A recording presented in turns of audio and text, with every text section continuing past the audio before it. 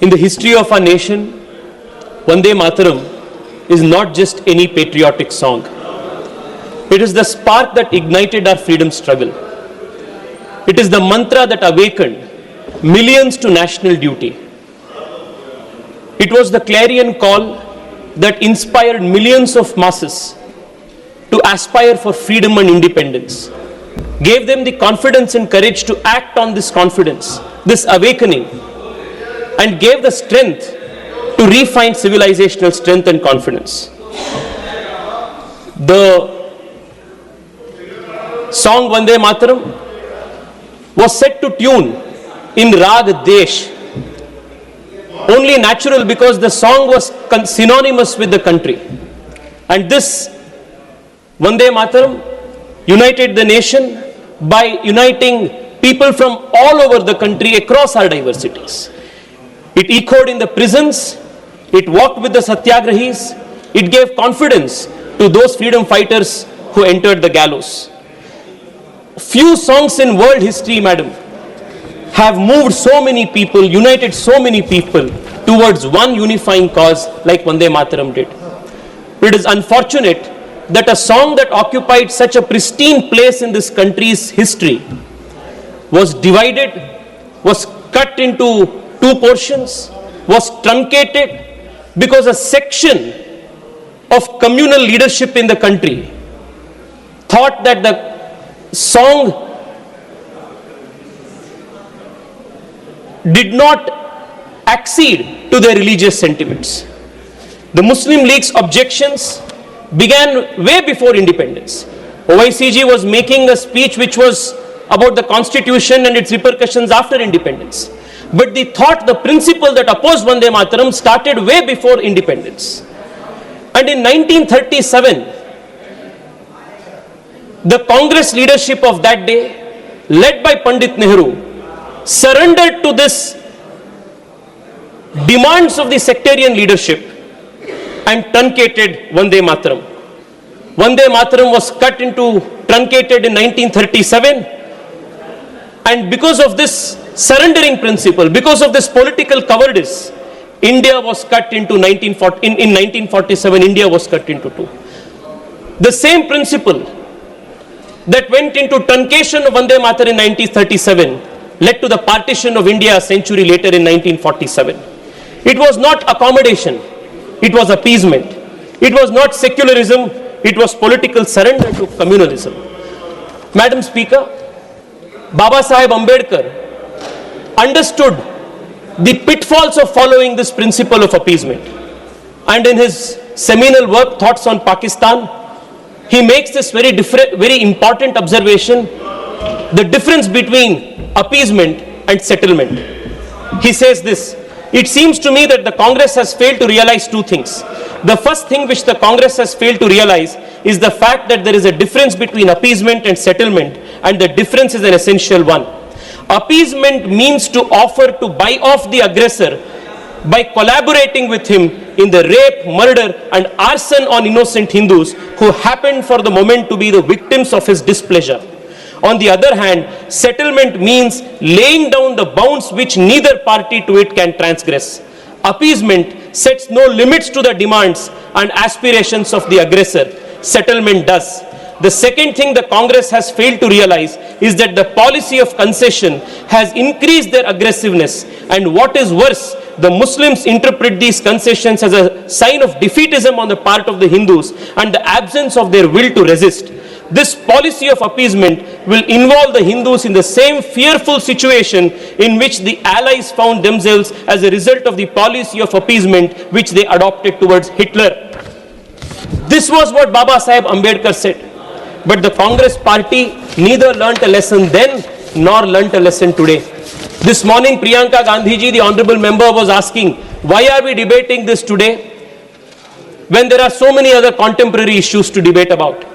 The reason why we are debating Vande Mataram and its history today is because the country, and especially the present generation, has to resolve that we will not make the mistakes of the past so that the future will not repeat the same mistake that the past did. The concession that the Congress party did with 1937 with Vande Mataram became a pattern. compromising cultural identity, compromising cultural confidence, to compromising the borders of the country. The same mindset carried later into independence, post-era independence, into governance and independence. Appeasement became the political instinct of the Congress party, to a point where it became the mainstay, the template that all so-called secular parties of this country follow. And what is this template?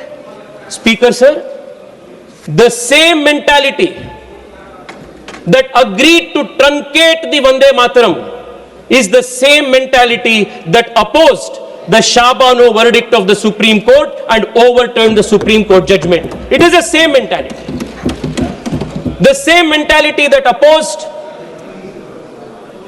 Vande Mataram was the same mentality that banned books and films because it would hurt a section of the minorities.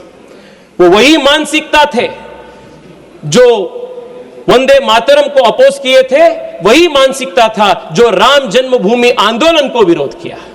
It was the same mentality that supported Bata House encounter by calling it fake.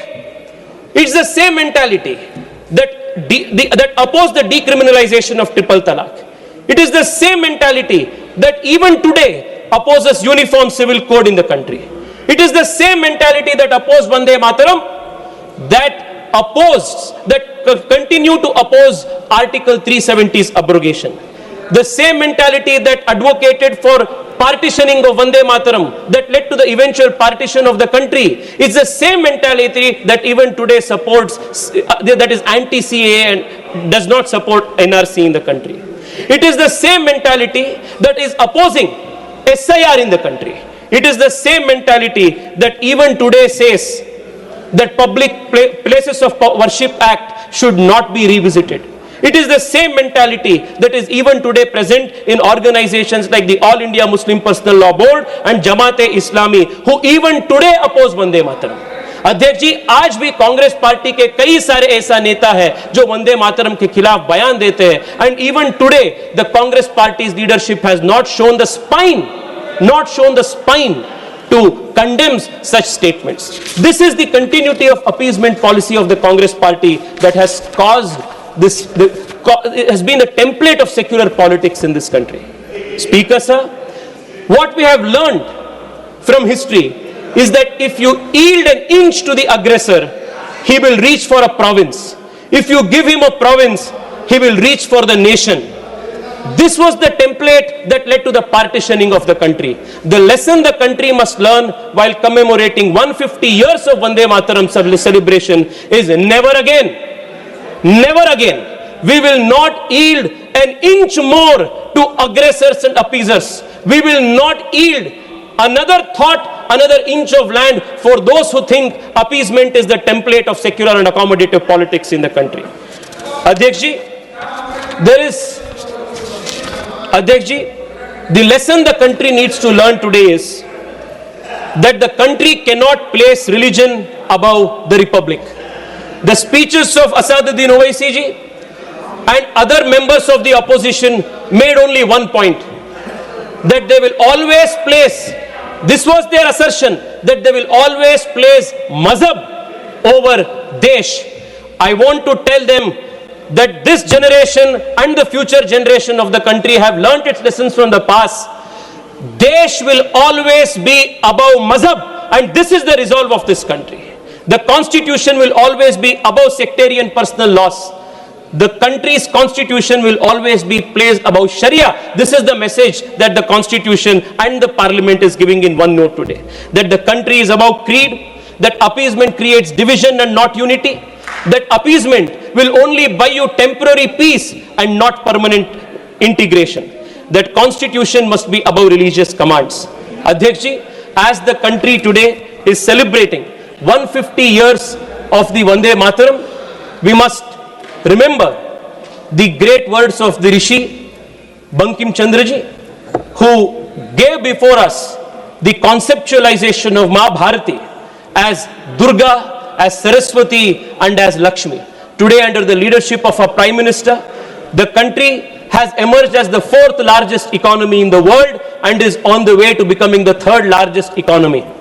The blessings of the bountiful land of this, the blessings of Ma Lakshmi is ever present on this bountiful, prosperous land of this country.